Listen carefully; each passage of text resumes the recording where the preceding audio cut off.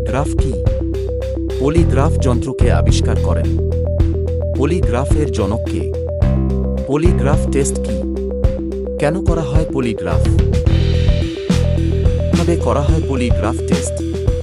এই সমস্ত প্রশ্নের উত্তর জানতে শুরু করা যাক প্রথমে সেই বিশ্ববিখ্যাত ক্যালিফোর্নিয়ার সাইকোলজিস্ট যার নাম ডক্টর জন অগাস্টাস লারসন, যিনি 1921 সালে পলিগ্রাফ যন্ত্রের ডেভেলপমেন্ট ও ইনভেনশন করেন। ডক্টর জন অগাস্টাস লারসন সর্বপ্রথম পরীক্ষিত ব্যক্তি উপর পলিগ্রাফ যন্ত্রের সাহায্যে ব্লাড প্রেসার ব্লিডিং প্যাটার্ন পরিমাপ করতে কৃতকার্য হয়।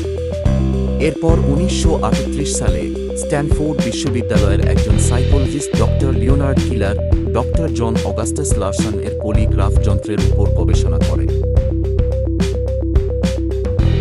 সম্পর্কিত নতুন তথ্য ইনভেনশন করে প্রোটোটাইপ আধুনিক পলিগ্রাফ যন্ত্রের আবিষ্কার করেন। ডক্টর লিওনার্ড কিলার আধুনিক পলিগ্রাফের জনক হয়ে বিশ্বে পরিচিতি লাভ করেন। পলিগ্রাফ হল সাইকোলজিস্ট ও চিকিৎসা বিজ্ঞানের একটি যন্ত্র দ্বারা পরীক্ষিত ব্যক্তির হৃদস্পন্দন, রক্তচাপ, শরীরের তাপমাত্রা, শ্বাস প্রশ্বাসের হার পরিমাপের রেখাচিত্র। পলিগ্রাফের অপর নাম লাই ডিটেকশন। পলিগ্রাফ টেস্ট কি বা কেন করা হয় পলিগ্রাফ? পরীক্ষিত মানে যাকে টেস্ট করা হবে তার থেকে সত্য বের করতে করা হয় পলিগ্রাফ টেস্ট।